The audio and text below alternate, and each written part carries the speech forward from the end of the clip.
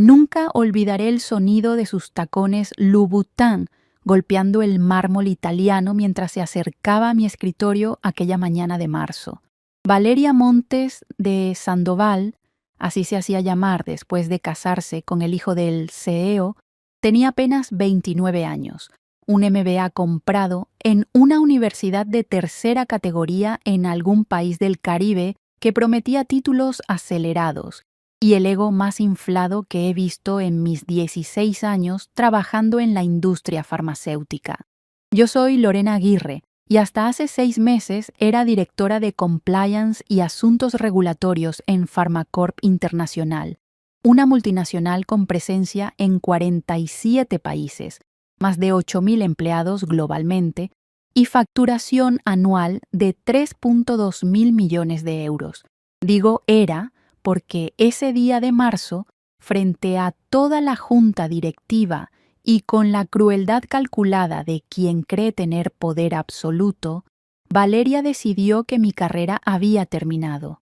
Pero lo que ella no sabía, lo que nadie en esa sala sabía, es que yo llevaba 3 meses documentando cada una de sus irregularidades con la meticulosidad de un cirujano y la determinación de alguien que ha dedicado su vida entera a proteger la integridad en una industria donde los errores se miden en vidas humanas. Y lo que sucedió en los 14 minutos posteriores a mi despido no solo destruyó su reputación, sino que hizo colapsar el frágil imperio de mentiras que había construido junto a su marido, arrastrando consigo el legado de 4 décadas de trabajo honesto.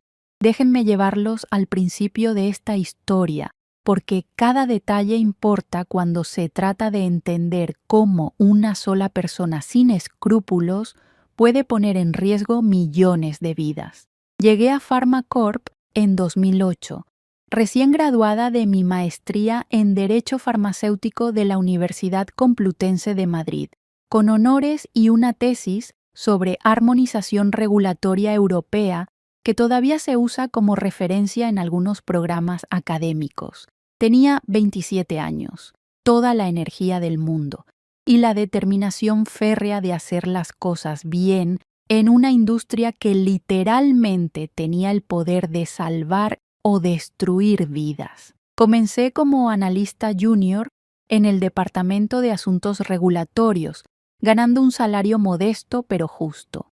Y año tras año, sin atajos, sin padrinos, sin conexiones familiares privilegiadas, demostré que no solo entendía las regulaciones europeas mejor que nadie en la compañía, sino que tenía un instinto casi sobrenatural para detectar problemas antes de que se convirtieran en crisis devastadoras. En 2011, detecté una inconsistencia en los reportes de manufactura de uno de nuestros antibióticos más vendidos. Mis superiores pensaron que estaba siendo paranoica, pero insistí en una auditoría completa.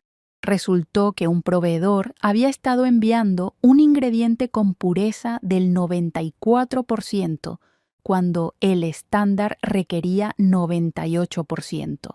Si ese lote hubiera llegado al mercado, habríamos enfrentado un recall catastrófico y posibles muertes. Salvé a la compañía de una multa de 45 millones de euros y un daño reputacional incalculable. En 2014, mientras toda la industria farmacéutica europea enfrentaba nuevas regulaciones de trazabilidad, yo diseñé e implementé un sistema que no solo cumplía con los requisitos, sino que los superaba.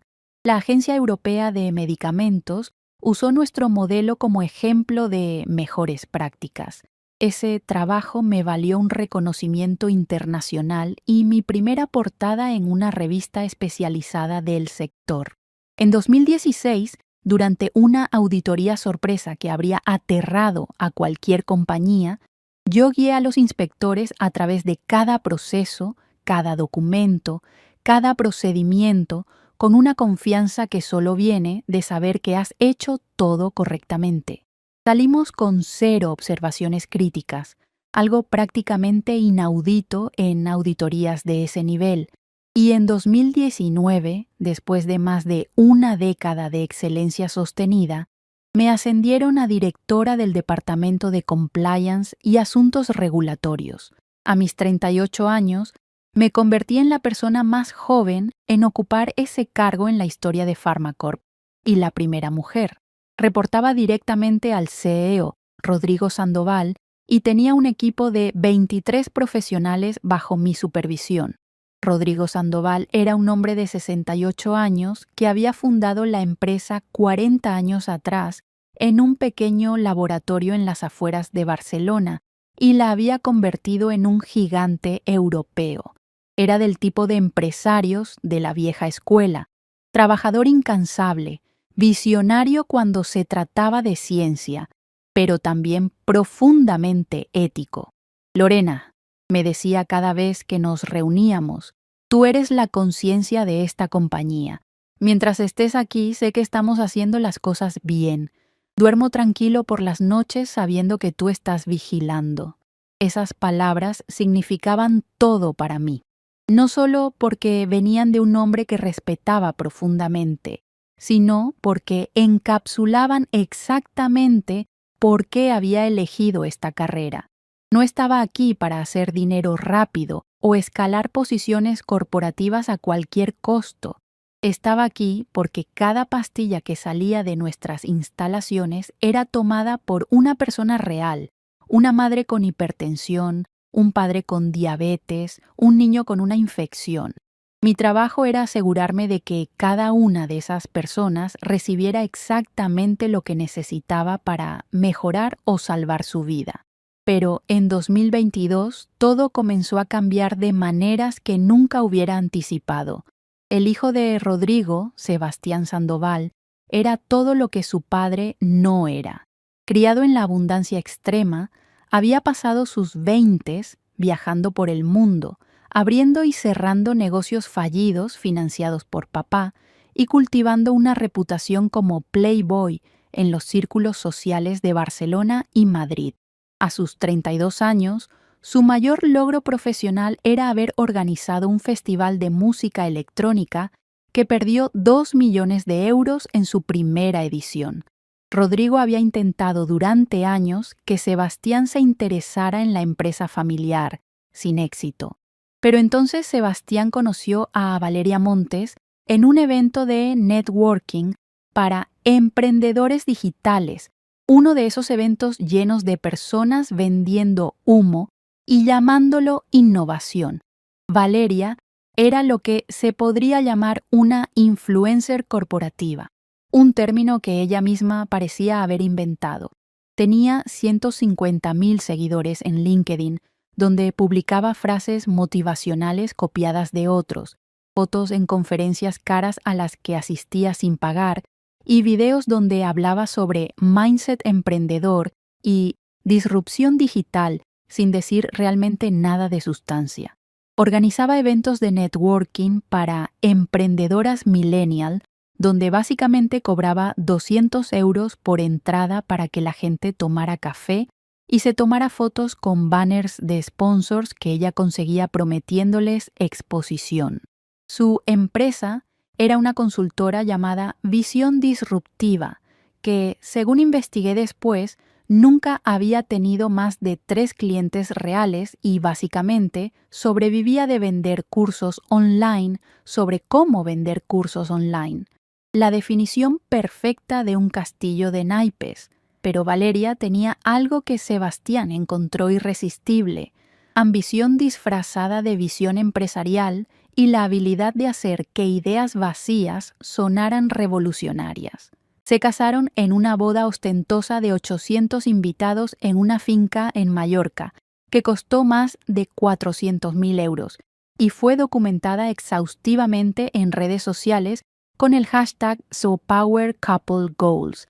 Y de repente, Rodrigo decidió que era el momento perfecto para que Sebastián madurara y tomara su lugar en el legado familiar. Le dio un puesto de vicepresidente ejecutivo con un salario de 280,000 euros anuales más bonos, más de lo que ganaban ejecutivos con 20 años de experiencia real en la compañía. Y con Sebastián llegó Valeria, quien inmediatamente exigió un cargo ejecutivo. Cuando Rodrigo dudó, porque ni siquiera él podía ignorar que ella no tenía absolutamente ninguna experiencia relevante, Valeria organizó una presentación de PowerPoint de 80 diapositivas sobre el futuro de la industria farmacéutica en la era digital, que básicamente era una colección de palabras de moda, gráficos bonitos sin datos reales y promesas vagas de transformación disruptiva. Rodrigo, en un acto de debilidad senil que aún me cuesta comprender, la nombró directora de innovación estratégica, un título que ella misma inventó y que básicamente no significaba nada concreto. Su salario inicial fue de 140.000 euros anuales. Para poner esto en perspectiva, teníamos científicos con doctorados y 15 años de experiencia en investigación ganando 90.000 euros. Durante los primeros 6 meses, Valeria se dedicó a lo que mejor sabía hacer: crear la ilusión de actividad sin producir nada de valor real. Reorganizó 3 pisos de oficinas para crear espacios colaborativos con mesas de ping-pong y cafeteras italianas caras, gastando 340.000 euros en una remodelación que nadie pidió y que interrumpió el trabajo de 200 empleados durante semanas. Contrató a una agencia de branding para rediseñar logos internos que nadie, excepto ella, pensaba que necesitaban rediseño. Implementó viernes casuales y lunes motivacionales con desayunos obligatorios donde daba charlas sobre mentalidad de crecimiento que hacían que todos en la sala rodáramos los ojos. Creó un podcast interno llamado Innovando con Propósito, donde entrevistaba a empleados sobre sus journey emprendedor en la compañía. La mayoría de los entrevistados me confesaron después que los habían obligado a participar. Organizó hackathons de innovación, donde empleados de diferentes departamentos eran forzados a pasar un fin de semana completo generando ideas disruptivas que nunca se implementaban. Era intensamente molesta, derrochadora y egocéntrica, pero en esos primeros meses parecía relativamente inofensiva. Un caso clásico de nepotismo corporativo donde alguien sin méritos reales es colocado en una posición inventada para mantenerlo feliz sin darle poder real. Yo la toleraba profesionalmente. Respondía a sus emails con la cortesía mínima requerida y, secretamente, esperaba que eventualmente se aburriera y se fuera a disrumpir alguna otra industria. Pero me equivoqué completamente en mi evaluación de ella. Valeria no estaba satisfecha siendo una figura decorativa. Quería poder real y, lo peor, había convencido a Sebastián de que juntos podían revolucionar Pharmacorp y demostrarle a Rodrigo que eran el futuro de la compañía. Todo comenzó a cambiar en junio del año pasado. Valeria empezó a asistir a las reuniones del comité ejecutivo, donde yo presentaba reportes mensuales de compliance y asuntos regulatorios.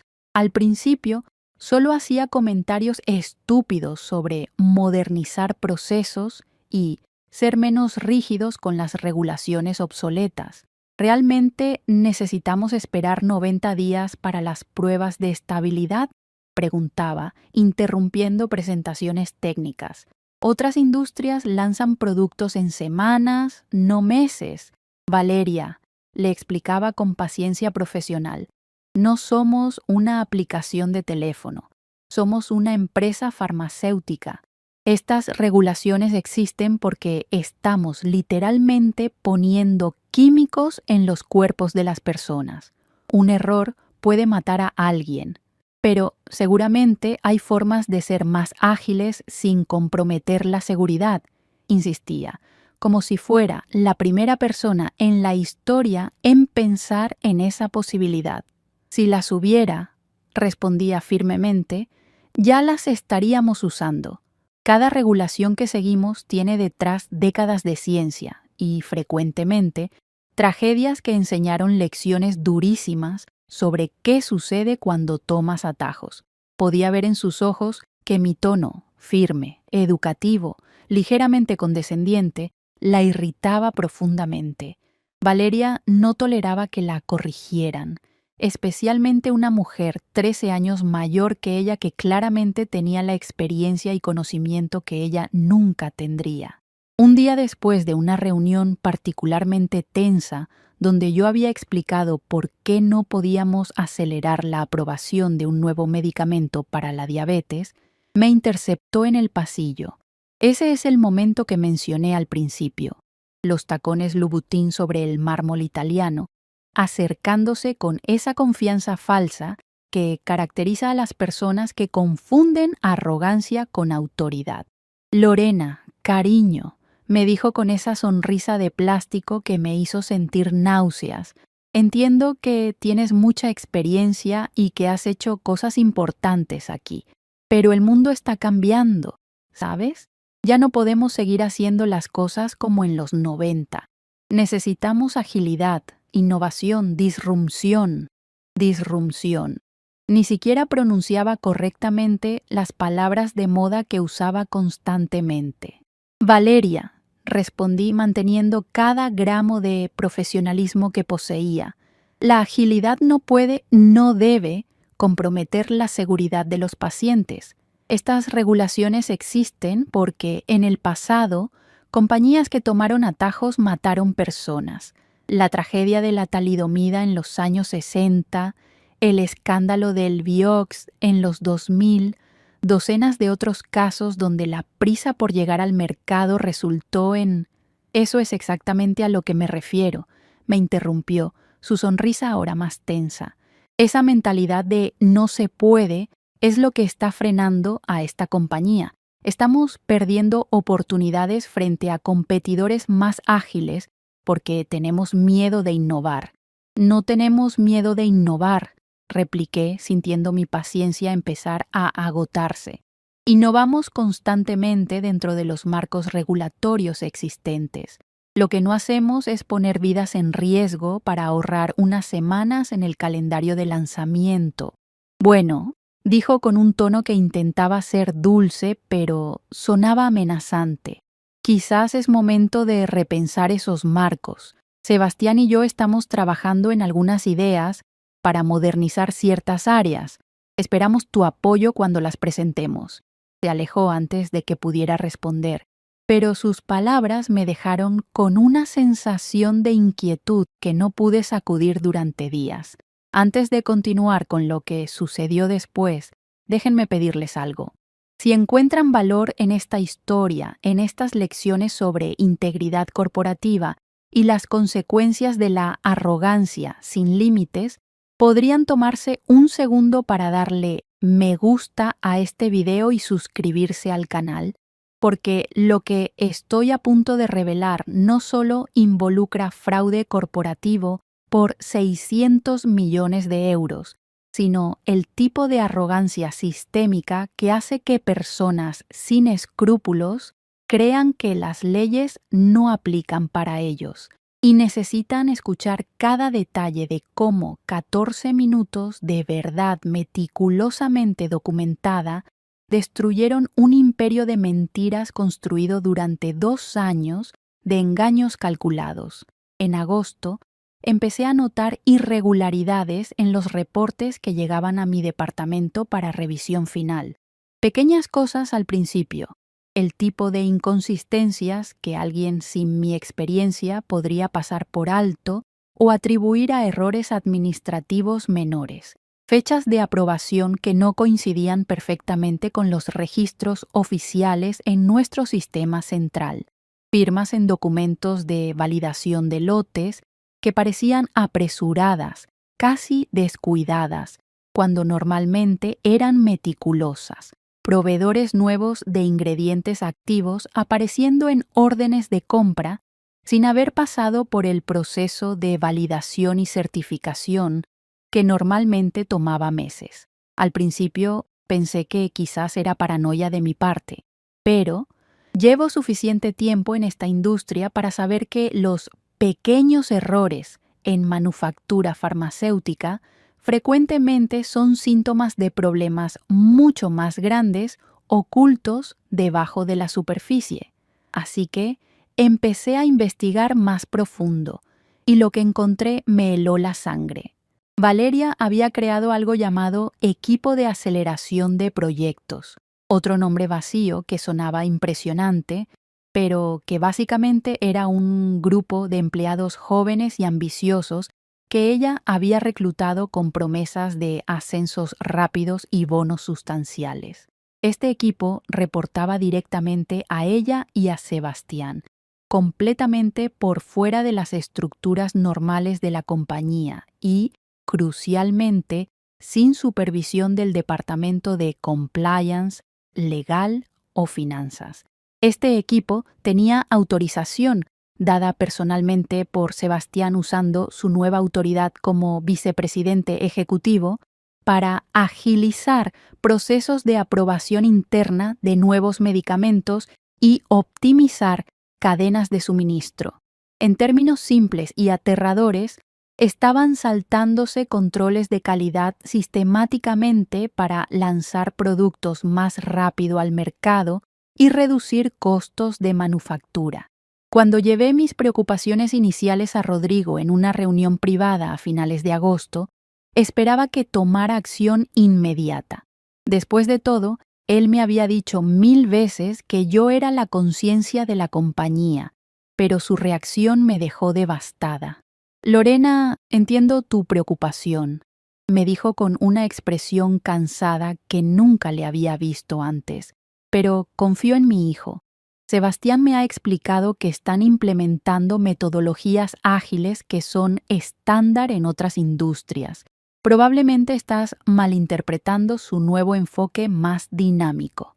¿Metodologías ágiles? Repetí incrédulamente. Rodrigo, estamos hablando de manufactura farmacéutica, no de desarrollo de software. No puedes simplemente aplicar. Lorena, me interrumpió levantando una mano. Te pido que no crees conflictos innecesarios.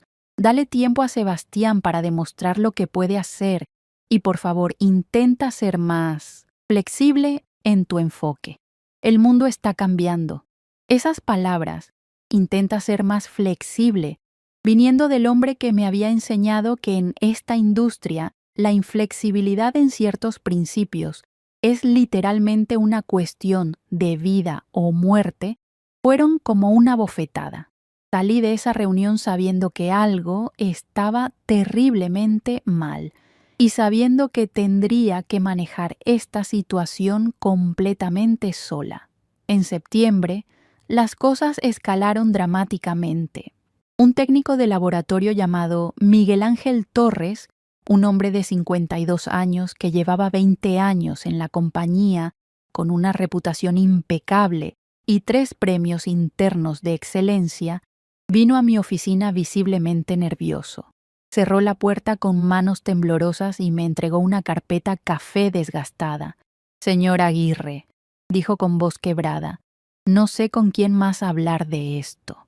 Me pidieron que firmara reportes de estabilidad de un lote del medicamento CardioPlus sin haber completado todas las pruebas requeridas.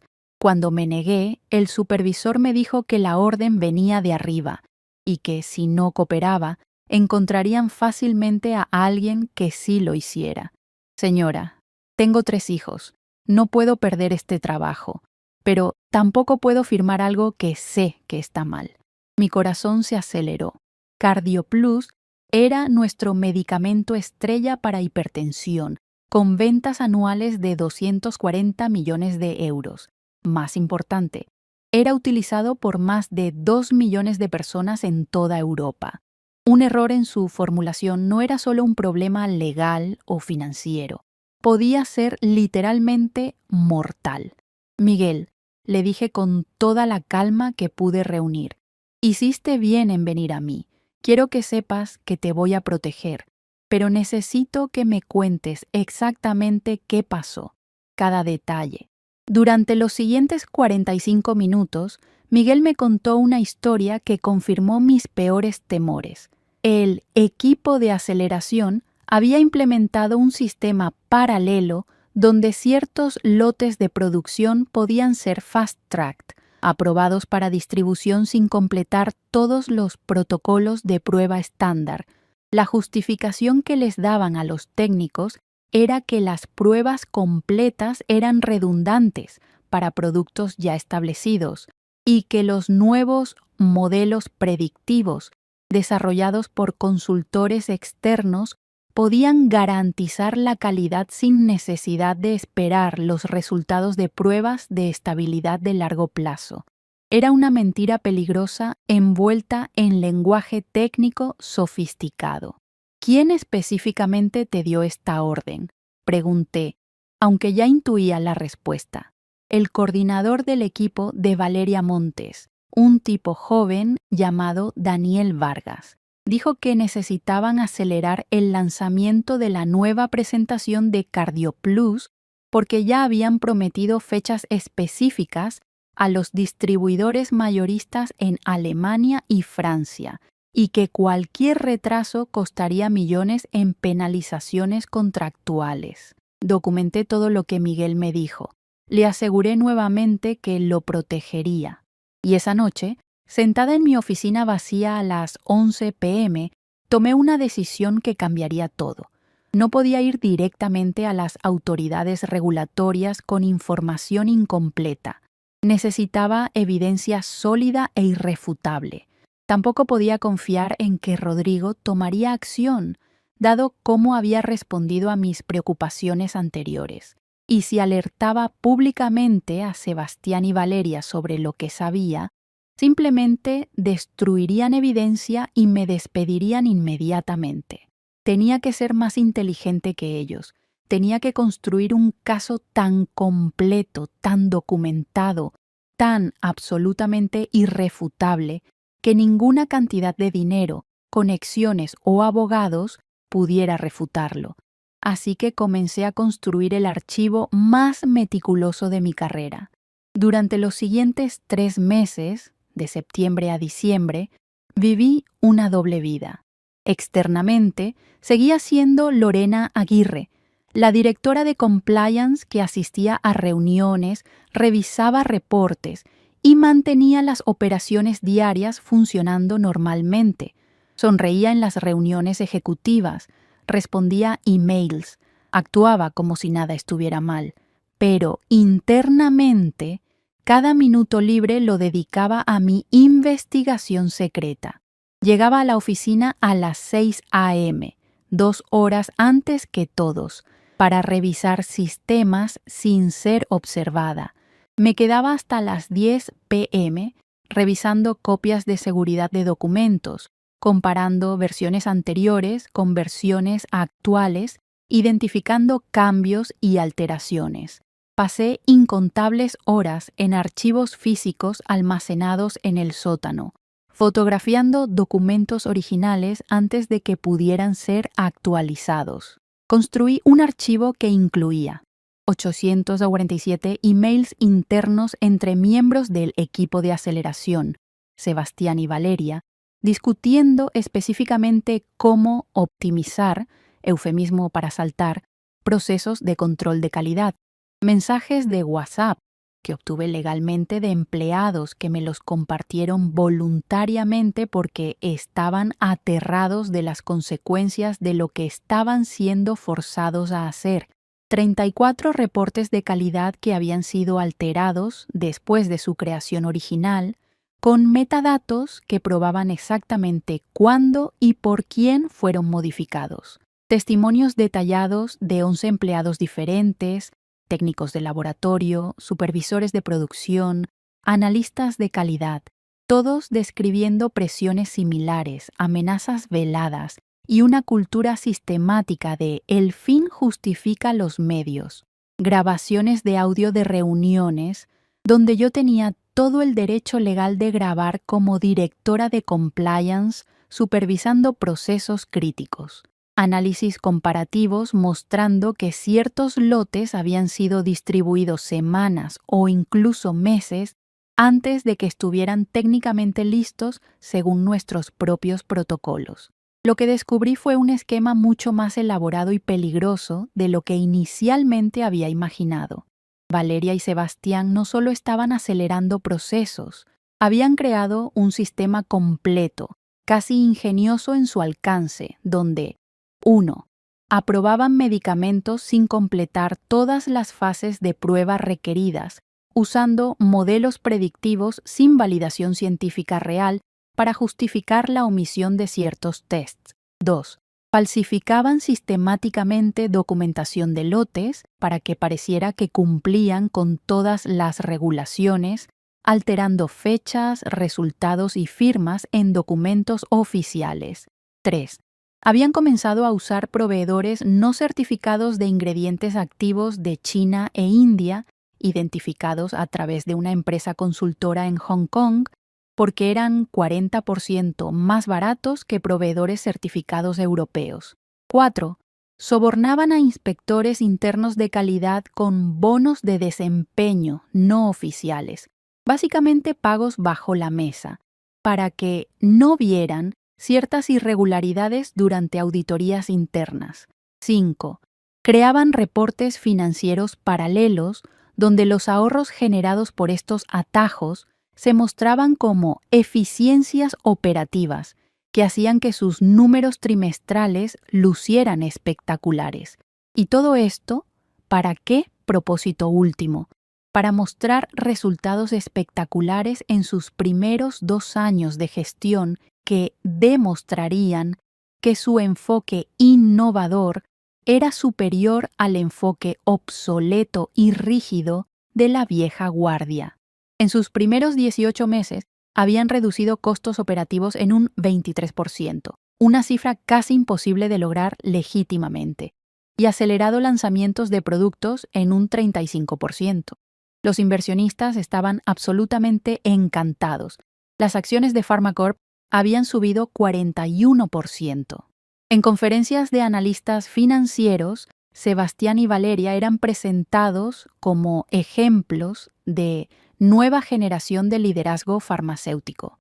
Rodrigo, el pobre hombre, estaba tan orgulloso de su hijo, finalmente tomando responsabilidad y mostrando visión empresarial, que no veía o genuinamente no quería ver lo que realmente estaba pasando bajo esa fachada de éxito.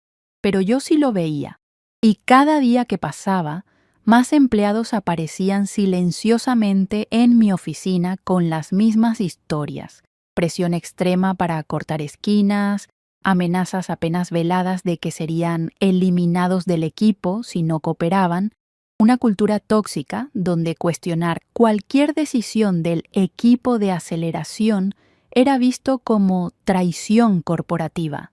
La parte más aterradora era que algunos empleados, especialmente los más jóvenes y ambiciosos, habían comprado completamente la narrativa de Valeria. Creían genuinamente que las regulaciones eran obstáculos arbitrarios, puestos por burócratas desconectados de la realidad empresarial moderna. Habían sido convencidos de que disrumpir la industria farmacéutica significaba ignorar décadas de ciencia regulatoria desarrollada después de tragedias humanas reales. En diciembre, finalmente tuve suficiente evidencia. Había construido un caso que era absolutamente irrefutable. Preparé un reporte de 247 páginas con 89 anexos documentales, cada uno verificable, cada uno con múltiples fuentes corroborantes. Era momento de actuar. Solicité una reunión privada con Rodrigo. Le dije que era urgente y que concernía el futuro de la compañía. Él aceptó reunirse conmigo un martes por la tarde en su oficina personal. Esa oficina con paredes de caoba y vista al Mediterráneo, donde tantas veces habíamos tenido conversaciones sobre la importancia de la integridad corporativa. Llegué con mi reporte impreso y encuadernado, junto con un USB conteniendo toda la evidencia digital, Cerré la puerta, me senté frente a su escritorio y durante 20 minutos le presenté lo que había descubierto. Le mostré los emails, los reportes alterados, los testimonios, las grabaciones, los análisis financieros mostrando cómo el dinero ahorrado fluía a través de estructuras corporativas sospechosas. Todo. Y le rogué, literalmente rogué, que tomara acción inmediata antes de que fuera demasiado tarde. Rodrigo, esto no es solo antiético, es abiertamente criminal, le dije con voz firme pero suplicante. Si las autoridades europeas descubren esto antes de que nosotros lo reportemos voluntariamente y lo corrijamos, la compañía enfrentará multas que podrían literalmente quebrarla. Estamos hablando de cientos de millones de euros en sanciones. Y sí, Dios no lo permita, algún paciente resulta herido o muere por uno de estos medicamentos no probados adecuadamente. Enfrentarás cargos criminales personales como CEO. Tu legado de 40 años será destruido. Todo por lo que trabajaste. ¡Basta, Lorena!, gritó, golpeando su escritorio con una fuerza que nunca había visto en él en 16 años. No voy a escuchar más acusaciones infundadas contra mi hijo. Me quedé paralizada. Este no era el Rodrigo que conocía.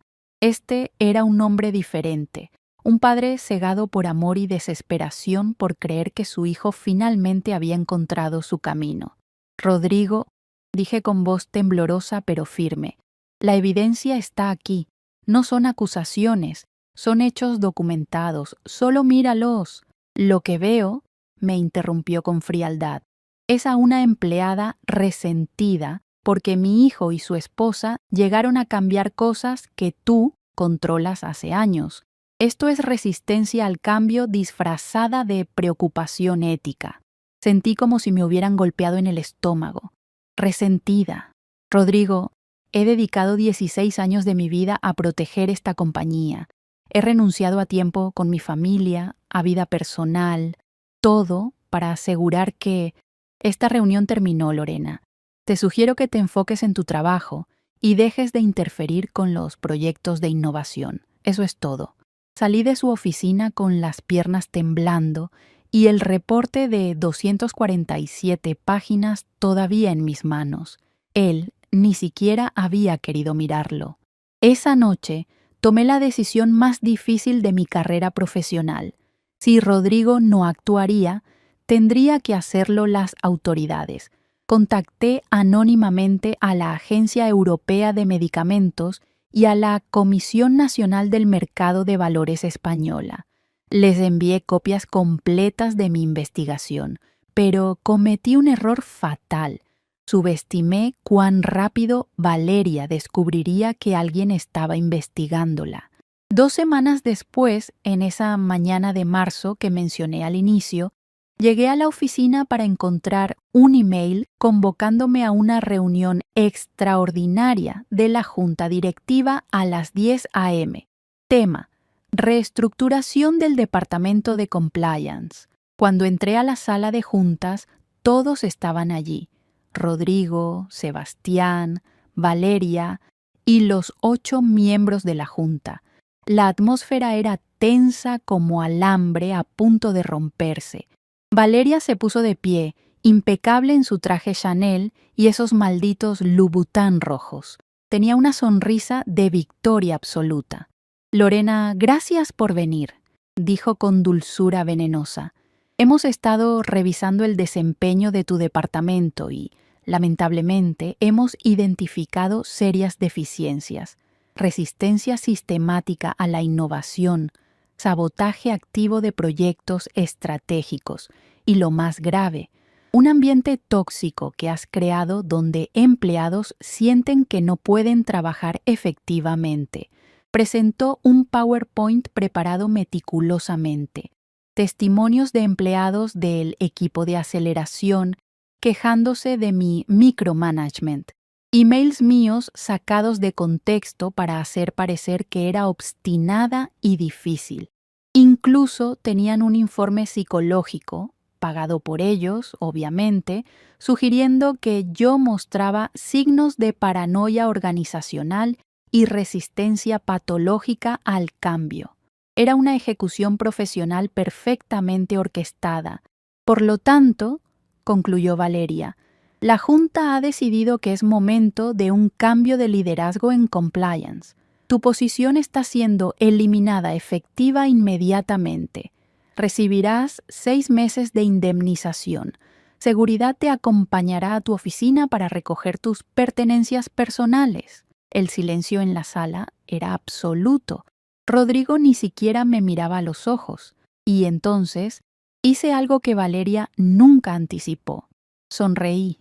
¿Te parece divertido?, preguntó Valeria, su sonrisa falseándose por primera vez. ¿Puedo hablar?, pregunté mirando directamente a los miembros de la Junta.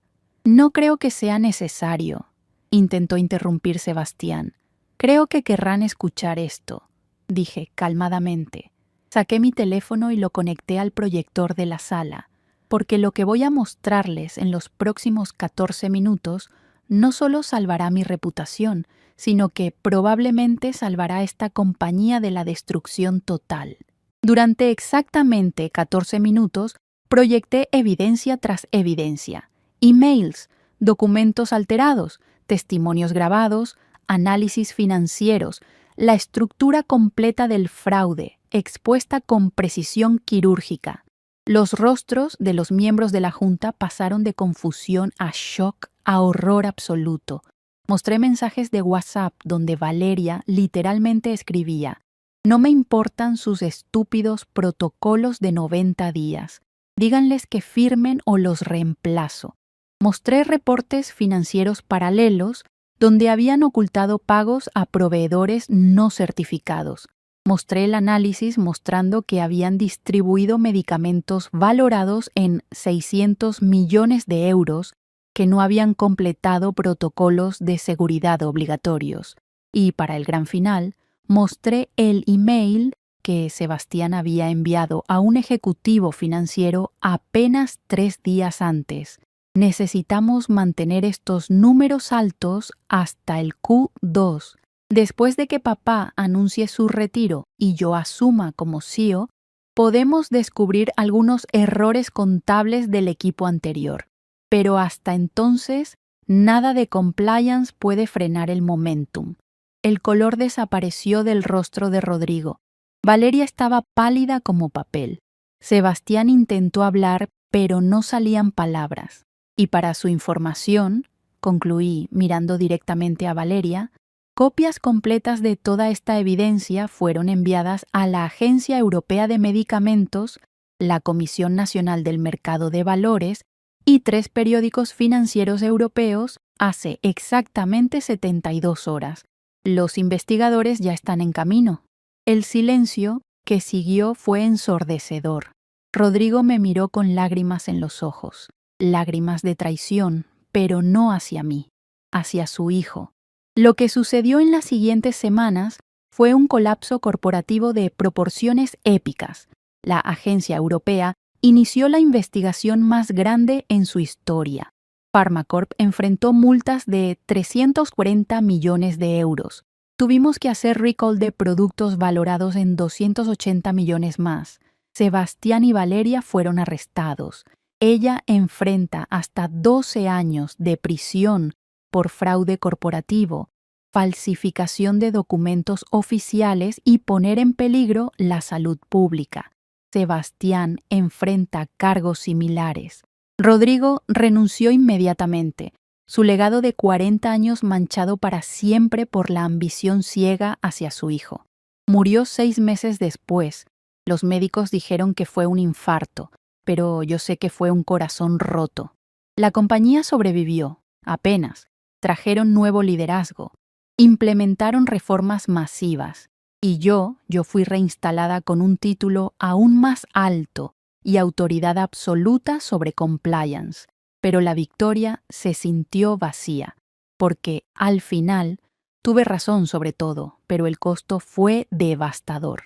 3 años después, sigo en Pharmacorp, sigo siendo la conciencia de esta compañía, y cada día pienso en Rodrigo, en cómo un hombre tan ético pudo ser cegado tan completamente por el amor paternal.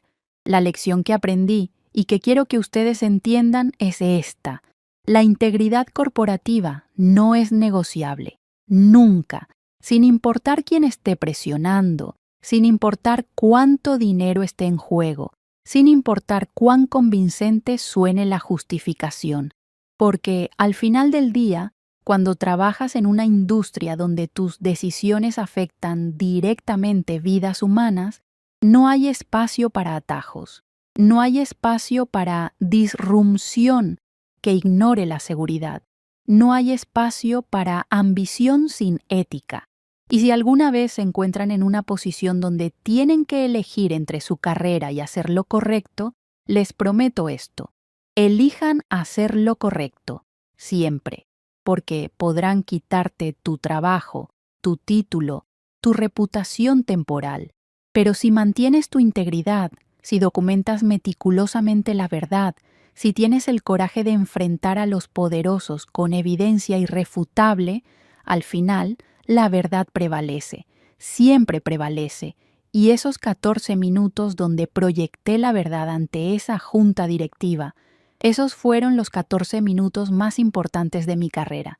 No porque destruyeron a Valeria y Sebastián, sino porque salvaron miles de vidas que nunca sabrán cuán cerca estuvieron del peligro. Esa, al final, es la única recompensa que realmente importa. Mi nombre es Lorena Aguirre. Fui, soy y siempre seré la conciencia de esta industria. Y esta es mi historia.